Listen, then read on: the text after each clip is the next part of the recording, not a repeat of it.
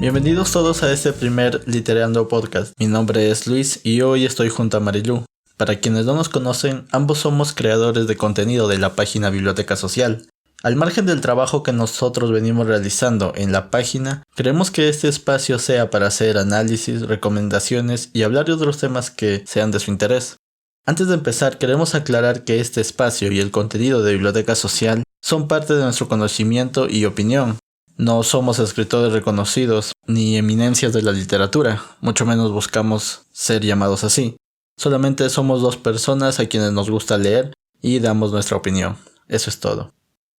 Hola queridos todos, yo soy Marilu, como ya lo dijo Luis. Soy creadora de contenido junto con él en Biblioteca Social. Y el día de hoy vamos a platicar sobre un libro. Vamos a dar un pequeño análisis, una pequeña crítica. Después haremos una recomendación del próximo libro que hablaremos en el próximo capítulo. Y eso es todo lo que haremos el día de hoy. Bueno, el libro del que hablaremos hoy será Orgullo y Prejuicio, de Jane Austen. Como ya deben saber, esta escritora es inglesa, nació el 16 de diciembre de 1775. No vamos a adentrarnos en su biografía por ahora. Simplemente quiero mencionar algo muy interesante, es que su familia pertenecía a la llamada burguesía agraria de ese tiempo. Entonces es en este contexto que se desarrollan los eventos de diferentes obras que escribe Jane Austen. Orgullo y Prejuicio es narrada en el campo, cerca del condado de Meryton. Digamos que la familia principal de esta historia es la familia Bennet, que tiene 5 hijas casaderas, entre la edad de 15 y 23 años, y llega un soltero de la ciudad de Londres a radicar a Netherfield, una casa cerca también del condado y que también está en el campo.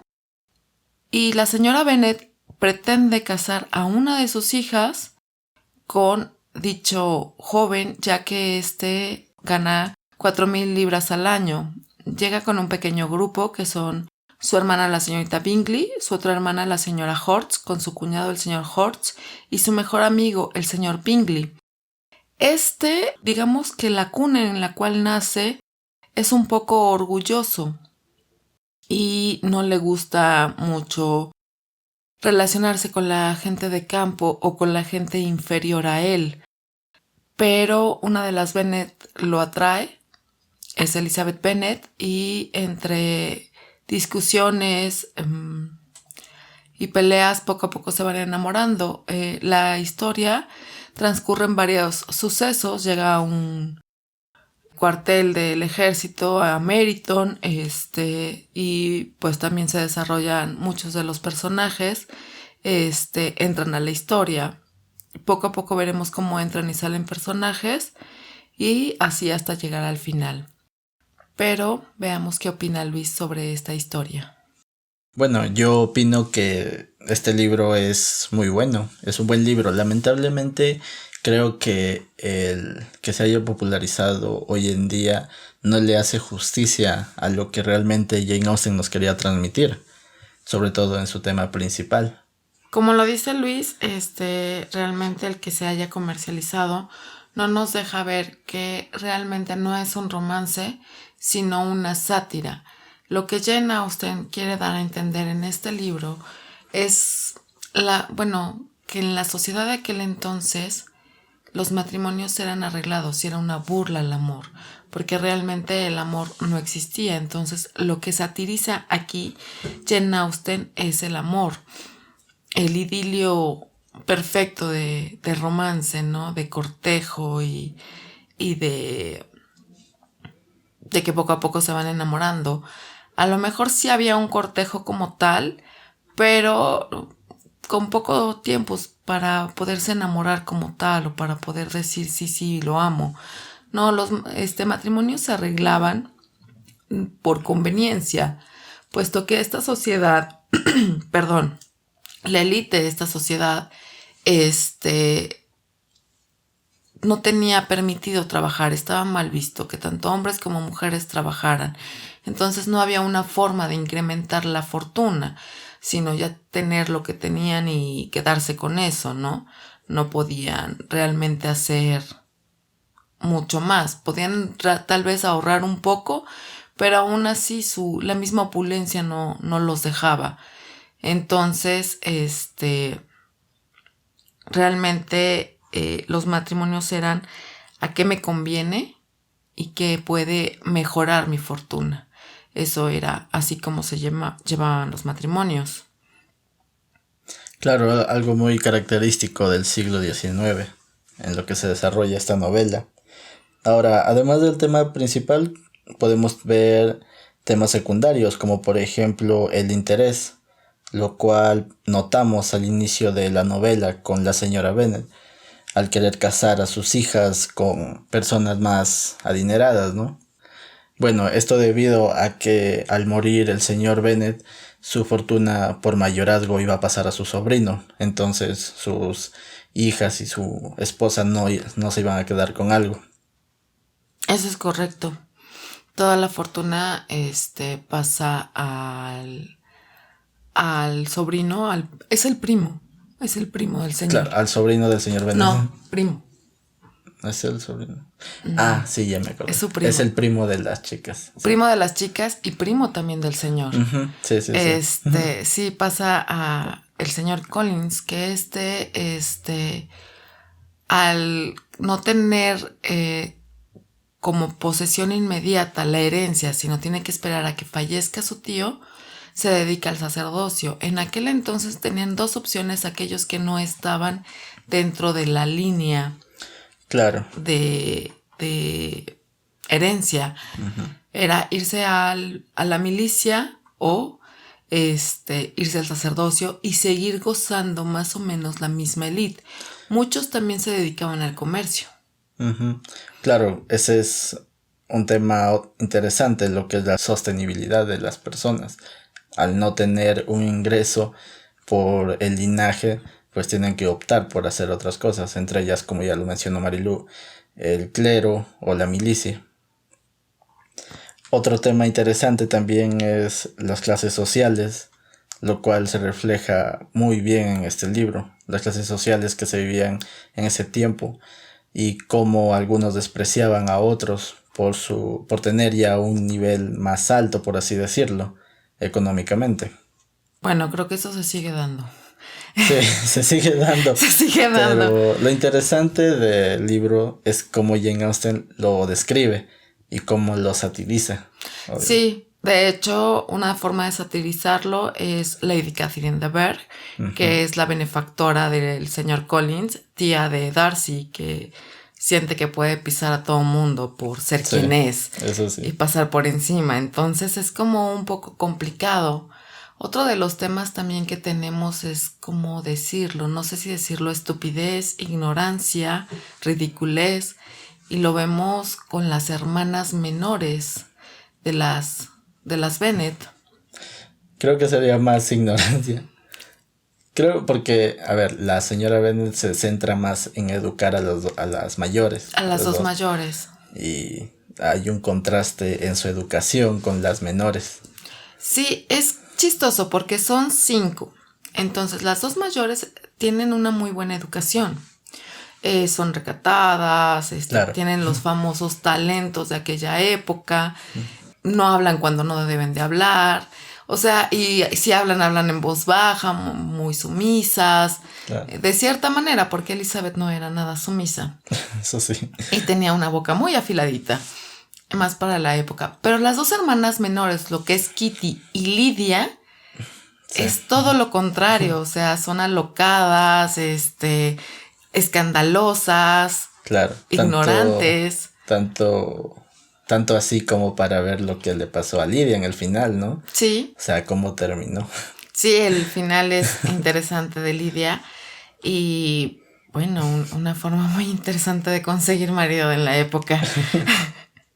Bueno, como ya sabemos, Lydia huye con George Wickham, uh-huh, que era el hijo del administrador de Pemberley. Pemberley pertenece a la familia de Darcy. Uh-huh. O sea, vemos como poco a poco Jane Austen entrelaza los personajes. Uh-huh. Pero también aquí es un tema muy interesante con George Wickham. Claro, o sea, y antes de llegar a eso, rebobinando un poco, es interesante cómo Mary. Elizabeth. Escucha la historia de Wickham, que la familia de Darcy lo había abandonado y todo eso, o sea, que no le habían dado dinero. Y entonces crea ese prejuicio, pero al momento que Darcy le cuenta su versión, como que ya tiene las cosas claras de por qué le habían dado dinero, pero se lo había gastado en juegos y todo eso, en apuestas. El papá de Darcy había, perdón, había dicho que, o bueno, pues puesto o, no sé cómo decirlo, o le dejan la herencia, algo así. Bueno, el chiste es que le deja una iglesia, él quería que fuera clérigo.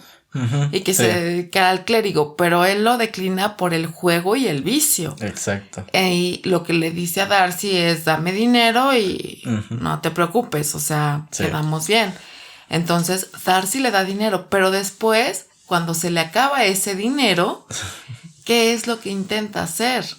Fugarse con la hermana de Darcy, o sea, nada menso. Sí. Pero lo bueno fue que los cacharon a tiempo y no pudo llevarse a cabo esa fuga. Claro. Pero entonces, ya que ve que hay una relación entre la familia Bennet y Darcy, decide hacerlo con Lydia. Sí. Y aquí voy a dar mi opinión y creo que más que un tema económico, o sea, sí, Wickham tenía un interés económico, creo que también es parte de una venganza en contra de, y como lo dice ya casi llegando a la parte que se fugan, como lo dice bueno, mejor dicho, como supone Elizabeth, creo que sería por así decirlo, un desprestigio para Darcy ser cuñado de Wickham al conocer ya sus vicios y en todo lo que gasta el dinero. Entonces yo lo veo como, digamos, como un 50-50. Sí. Venganza e interés. Sí, puede ser que sí, que venganza e interés, pero pues así, aún así, o sea, ve, de cierta manera lo que es Bingley y Darcy mandan dinero a Lydia. Claro. Para sostener los vicios, tanto del marido como de ella. Sí, y cuando se les acaba el dinero, pues vuelven a pedir y se mandan. Entonces, yo creo que si Lydia hubiera llevado la misma educación que llevó Elizabeth y Jane, creo que otra cosa hubiera sido, por lo menos hubiera pensado un poquito más en las intenciones de Wickham. Sí, eso es cierto. Y lo que te decía con respecto a la educación, o sea, son como que los dos extremos, ¿no? Las dos mayores, las dos menores, pero tenemos el punto medio. Pero el punto medio, malo. Porque Mary, por más que se esfuerce, por más que intente, todo le sale mal a la pobre. No es buena para el canto, no es buena para la pintura, no es buena para tocar instrumentos, no es buena con los idiomas. O sea, realmente, pobre chica, todo le sale mal por mucho que se esfuerce. Y se esfuerza mucho, o sea, te dan a entender que por mucho que se esfuerce, claro, no se le da. Pero es que es lo que yo digo, tenemos distintas habilidades. Y a lo mejor todos los talentos que se veían en esa época, pues ninguno era habilidad de Mary. Tal vez tenía habilidad en otra cosa, sí, pero no en eso. Entonces, pobrecita, es así, quedó en medio, quedó el sándwich, y un sándwich muy mal hecho. Claro, y es lo que comentábamos inicialmente, el tener que verse obligada a desarrollar ciertas habilidades para poder tener un novio adecuado, un futuro esposo, por así decirlo, ¿no? Sí. Entonces, porque de ahí a permitirle trabajar, obviamente no.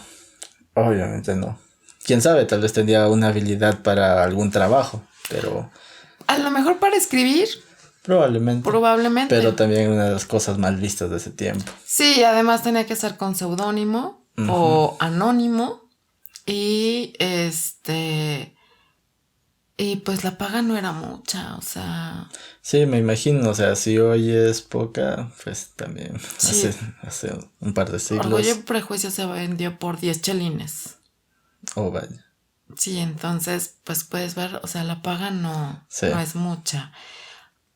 Otro de los temas interesantes que hablamos de la educación como tal para Jane Austen no fue normal o común a esa época.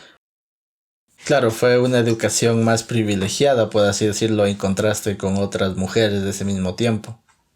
Sí, de hecho, sí, porque lo que se usaba para aquellos entonces es que las mujeres tuvieran ciertos talentos y ser educadas para criar a los hijos y servir. O sea, escuchen esto, servir, no para apoyar o para hacer pareja con su marido, no, era para servir al marido. O sea, sí, el libro es machista, pero la época también lo era. Y creo que de esto también Jane Austen se burla. Claro, ahora que lo mencionas y estoy recordando, es una de las críticas que le han hecho al libro, al menos que yo he escuchado, que es machista. Y yo pienso, sí, tiene partes machistas. Es obvio, porque eso es lo que era común en esa época. Y creo que es una desproporción decir, o mejor dicho, condenar a este libro por ser machista, porque al final eso es parte de la historia y la historia no podemos cambiarla. Podemos analizarla, estudiarla y tomar lo malo como ejemplo para no volverlo a hacer. Y obviamente el machismo era algo que se vivía en ese tiempo. No estoy apoyando el machismo, al contrario, creo que actualmente aún persiste el machismo y estoy en contra de eso. Pero no podemos condenar a este libro solamente porque Jane Austen veía el tema del machismo en ese tiempo y lo que hacía era desahogarse, por así decirlo, en sus libros, al mismo tiempo que hacía una sátira de este mismo. Ahora, si vamos a ver el lado feminista, lo tiene. ¿Por qué? Porque en el personaje precisamente de Elizabeth Bennet, ella no quiere un matrimonio arreglado. Ella quiere un matrimonio real, un matrimonio por amor. Y se lo hace saber a su hermana Jane. O sea, si no encuentro a alguien sensato con quien casarme, no lo voy a hacer. Sí. Y esa independencia de contestar, de no dejarse, de decir como por qué me voy a dejar. Y de hecho lo deja tan claro. Y yo creo que todos amamos esa escena cuando Elizabeth manda a volar a Darcy. Claro, otra escena muy interesante y que también refleja esta autoridad moral que tenía Elizabeth es cuando la señora Lady Catherine le pide que no se interfiera entre lo que fue su hija y Darcy. Y Darcy. Que no se entrometa en el camino, por así decirlo. Y ella le dice no, o sea, ¿cómo decirlo? La pone en su lugar. La pone en su lugar. Y le dice que, de cierta manera, no va a actuar en contra de sus propios intereses. Sí. Sí, eso es tener ovarios. Sí, sí, claramente. Entonces, sí, como decía antes, sí denota machismo y es caricaturizado. Pero también creo que es un libro que deja bien parado a las convicciones que tienen las mujeres. Exacto. Entonces, ahora otra de las cosas que también quiero marcar feminismo, Jane Austen. Mis respetos para esta mujer. Sí. Mis respetos. Una, no se dio por vencida para sacar sus libros. Dos, no se casó por conveniencia. Ella se enamoró de alguien y no se casó con ese alguien porque ese alguien tenía compromisos con su familia, económicos sobre todo. Entonces tenía que arreglar un buen matrimonio para poder ayudar a su familia. Y ella dice, si no me caso por amor, no me caso. Y no lo hace. Y no le importó casi morirse de hambre, estar en la miseria. Bueno, no en la miseria, pero sí estaban como muy apretadas ya al final. Porque pues nada más tenían la ayuda de sus hermanos, lo que los hermanos le podían dar, y una pequeña herencia que tuvo la hermana de Jane Austen de su prometido. Porque tampoco se casa. El prometido fallece y tampoco se casa. O sea, ninguna de las dos hermanas Austen se casó. Pero mis respetos para Jane Austen como feminista. Hizo lo que tenía que hacer, hizo su trabajo. Y decir que su trabajo es machista, pues sí, porque está reflejando la sociedad de ese tiempo. La sociedad de ese tiempo. Uh-huh. Y creo que debemos de conocer un poquito de historia. Claro, o sea, ese es otro detalle, y es entrando ya también a otras personas dicen que el libro es muy clasista, y eso es obvio por el contexto histórico que se desarrolla la historia.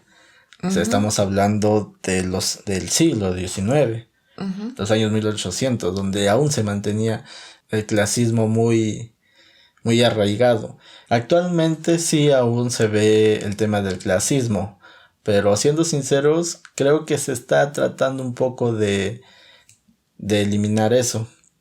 Digamos que ya no es tan marcado como lo era antes. Claro. Por lo menos, digamos que ya podemos convivir con ciertas clases sociales, uh-huh, sin la xenofobia. En algunos casos, claro, no en todos, o sí, el mismo clasismo. Pero sí, o sea, se sigue viendo en la actualidad, y pues bueno, es algo que debemos de corregir, ¿no? Yo creo que como personas debemos de corregirlo y de no mirar hacia abajo, sino mirar hacia el frente. Uh-huh. Porque todos somos iguales a final de cuentas. Y creo que también esto, Jenna, usted nos lo quiso dar a entender de cierta manera. Ahora, regresando al tema de la ambición, me gustaría hablar de Charlotte Lucas. Uh-huh. ¿Qué opinas tú de este personaje? Bueno, el personaje de Charlotte es interesante. Creo que lo que más me llamó la atención fue cuando le dice a Elizabeth que muchas personas no tienen esa visión romántica.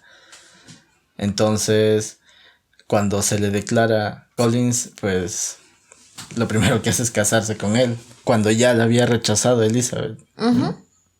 Digo, aquí ya entra como un código, y yo creo que en esta época sería un poco mal visto que tu amiga ande con el que anduvo contigo o con el que intentó andar contigo. Es como un código o algo así, y sí está mal visto. Pero en aquellos entonces, y se lo dice Charlotte a Elizabeth, tengo que ver por mi bienestar. Sí. Y le invita a pasar unos días a Rossin Park, que es donde estaba la parroquia de el señor Collins, y justamente ahí vive Lady Catherine de Bourgh, la tía de Darcy. Y es muy, muy interesante este personaje, porque sí, o sea, se casa por interés. Uh-huh. Y también por una posición, porque no cualquiera gozaba de esa posición. Ahora también siento que, como lo dices tú, un poco de venganza. Sí. Porque ya ves que la mamá de los Bennet siempre la hizo menos y dijo que era fea y claro, cosas así. Entonces, ella se iba a quedar con la propiedad de las Bennet. Entonces, claro, es interesante también ese punto. Ahora, creo que algo de su karma, por así decirlo, es cuando se iban a casar y se da cuenta creo que ya casados, no recuerdo, que Collins no era tan inteligente que digamos. Sí, de hecho, yo creo que se da cuenta desde antes. Creo que sí. Y pero termina por no importarle y sigue con él. Y sí, de hecho se lo hace saber a Elizabeth cuando va a visitarlos. Uh-huh. Y dice, son pocos los minutos al día en que pasamos juntos. Yo lo aliento a que salga a caminar, a que vaya a ver a Lady Catherine de Bourgh, a que vea las plantas. Sí. Y yo me encierro aquí y no quiero saber nada, ¿no? Y pues yo creo que eso lo vemos en muchos matrimonios, ¿no? Claro. No nada más de la época, creo que hasta la fecha. Personas que se casan y creen vivir un idilio mientras son novios, enamorados, todo eso. Pero ya cuando se casan se notan las diferencias. Sí, demasiado, sobre todo en cultura, en educación, claro, se nota, y es juntar dos mundos diferentes, dos educaciones diferentes a uno solo.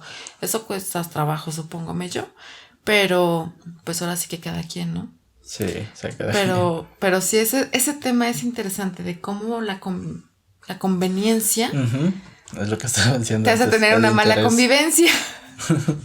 El interés y todo eso.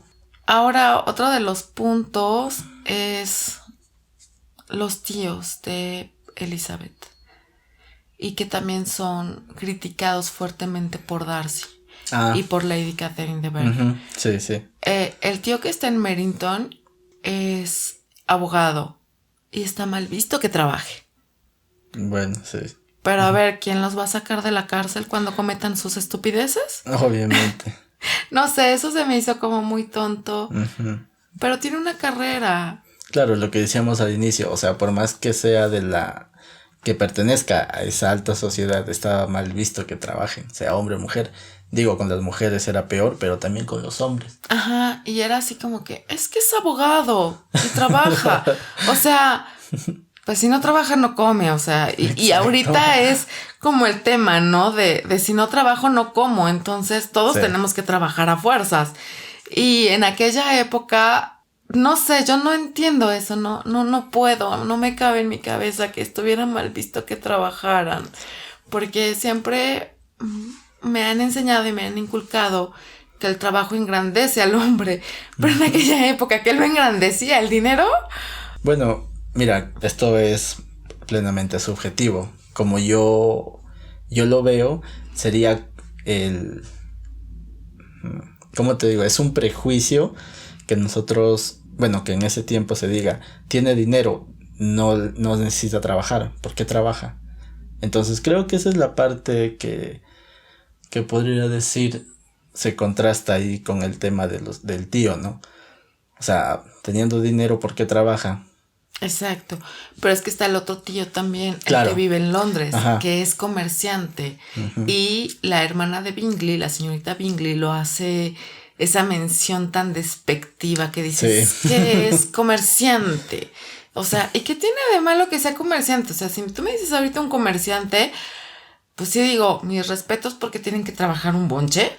Sí. Y tienen que, no sé, o sea, tienen dinero.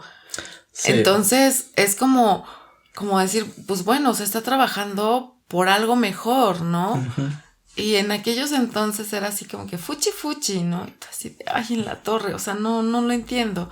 Es algo que me costó trabajo entender el desprecio hacia el trabajo. De cierta manera es como desprecio. Sí, se podría decir que sí, es un desprecio al trabajo. Y tenemos otro punto también, bueno, ya hablamos de la milicia, que George Wickham, pues por gastarse el dinero no le queda otro remedio más que irse a la milicia.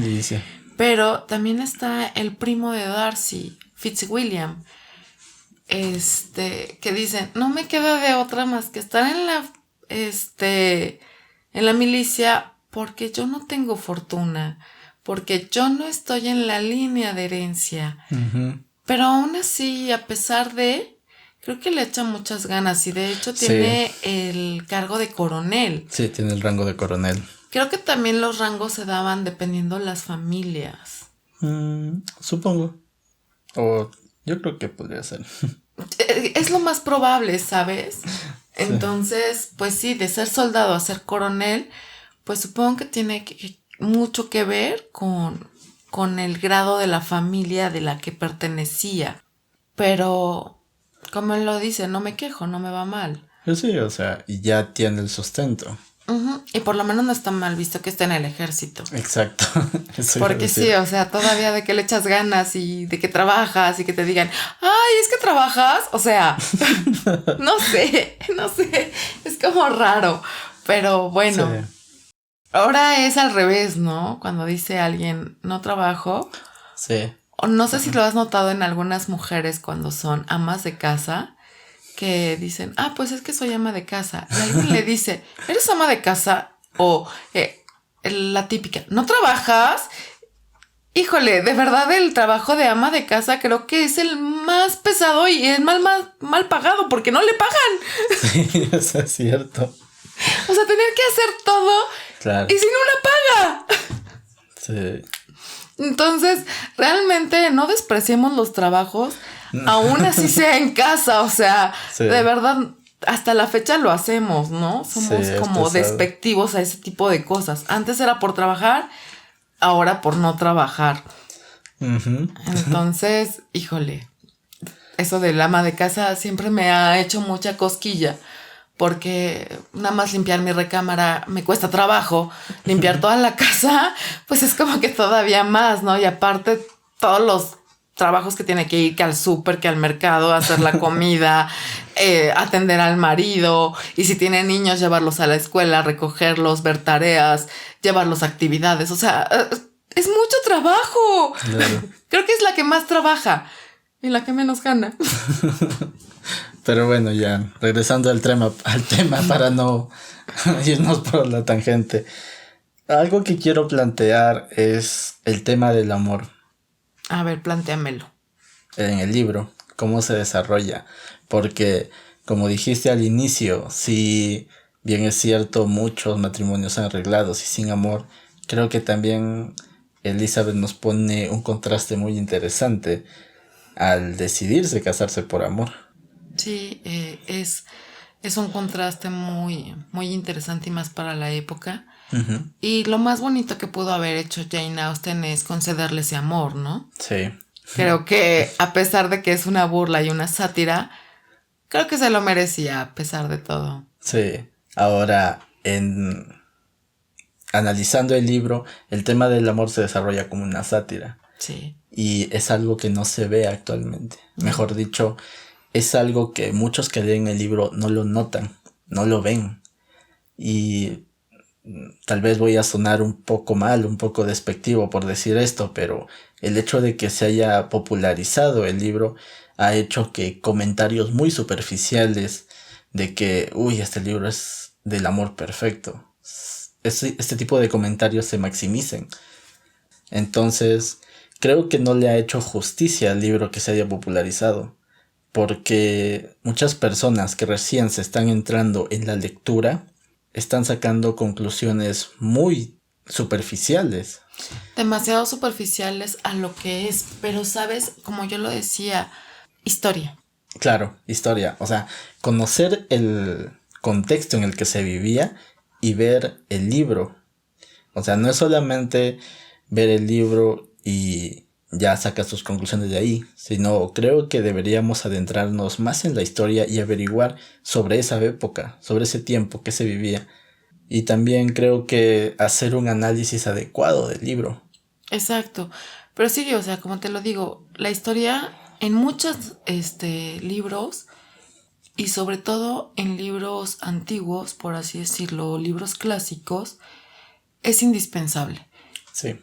Muchos a lo mejor dicen que la historia es tediosa o que no les gusta, pero para conocer nuestro hoy necesitamos saber de nuestro pasado, nuestra historia. ¿Quiénes somos hoy?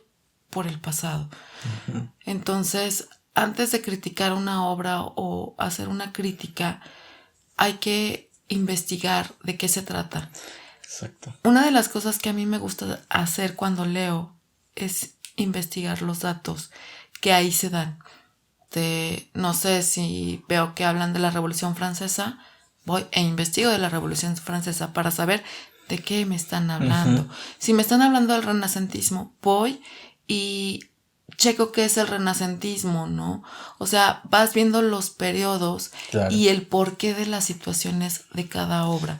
Sí. Y creo que en este caso, especialmente en este caso, que no entienden la sátira de Jane Austen y que lo ven como el idilio de amor, sería bueno que revisaran la historia. ¿Tú qué opinas? Sí, completamente de acuerdo. Revisar lo que se vivía en el siglo XIX, cómo este periodo influía no solamente en las familias, las clases sociales, sino también creo que se debe estudiar más sobre el contexto de la mujer en ese tiempo. Sí, creo que aquí ya hemos dicho muchas cosas sobre la opresión a la mujer, pero creo que deberían buscar más. O sea, no solamente es parte de lo que ya hemos dicho, sino hay muchas otras cosas más. Demasiadas cosas más. Entonces, buscar, o mejor dicho, estudiar, buscar cualquier libro de historia y ver realmente cómo se vivía esa época.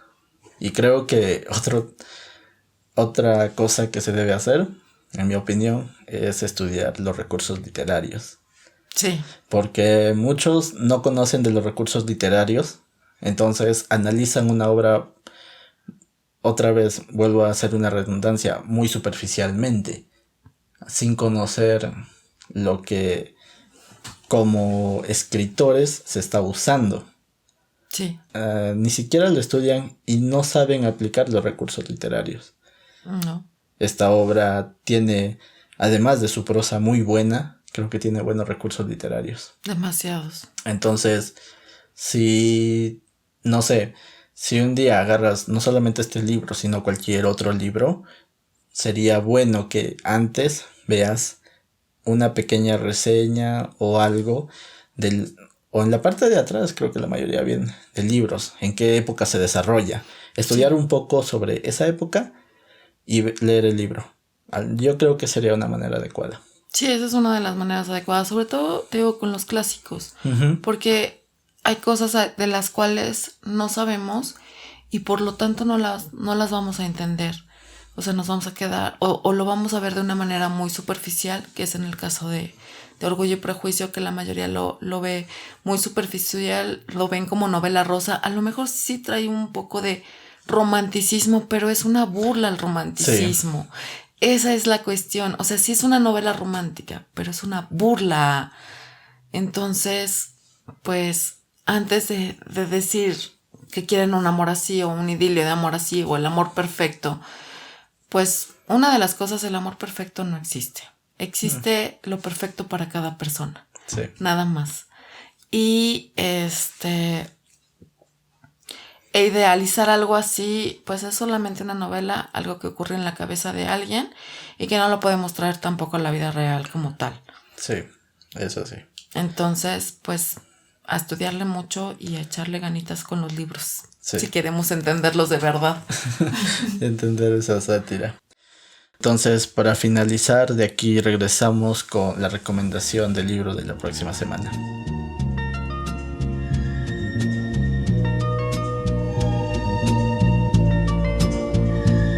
Bueno, ya estamos aquí y vamos a dar la recomendación para la próxima semana, que es la novela corta Aura, del mexicano Carlos Fuentes, que en lo personal es un escritor que me gusta bastante su trabajo. Entonces, este libro lo vamos a hablar la próxima semana, a ver si tienen tiempo de leerlo, y Marilu les va a leer un poco para que despierte el interés en ustedes de leerlo. La señora se moverá por primera vez desde que tú entraste a su recámara. Al extender otra vez su mano, tú sientes esa respiración agitada a tu lado, y entre la mujer y tú se extiende otra mano que toca los dedos de la anciana. Miras a un lado y la muchacha está ahí. Esa muchacha que no alcanzas a ver de cuerpo entero, pero que está tan cerca de ti, y su aparición fue imprevista, sin ningún ruido. Ni siquiera los ruidos que no se escuchan, pero que son reales porque se recuerdan inmediatamente, porque a pesar de todo son más fuertes que el silencio que los acompañó. Le dije que regresaría. ¿Quién? Aura, mi compañera, mi sobrina. Bueno, un extracto muy interesante que en mi opinión refleja bastante bien lo que es el libro. Bastante. Pero bueno, eso es todo por ahora. Nosotros queremos despedirnos. Es un placer haber estado aquí. Me encanta y bueno, espero que lean el libro para poderlo comentar la próxima semana y que les guste. Sí, es un libro muy interesante, la verdad, muy recomendable.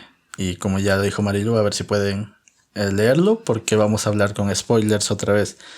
Entonces, bueno, eso es todo por ahora. Gracias por haberse tomado el tiempo de escuchar este podcast. Y esperamos ampliar más el conocimiento que ya tienen. Y también esperamos agregar algunas otras pautas ya en los futuros audios. Entonces, bueno, muchas gracias por su atención. Nos despedimos. Adiós.